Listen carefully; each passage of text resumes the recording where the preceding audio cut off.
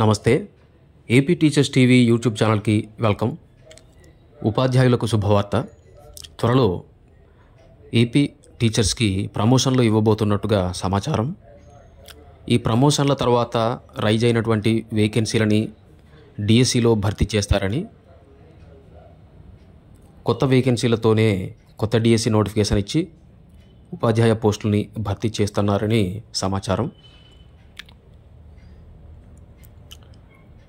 ఇప్పటికే కొన్ని జిల్లాల్లో ఈ ప్రమోషన్లకు సంబంధించిన కసరత్తు ప్రారంభమైందని తాజా సమాచారం.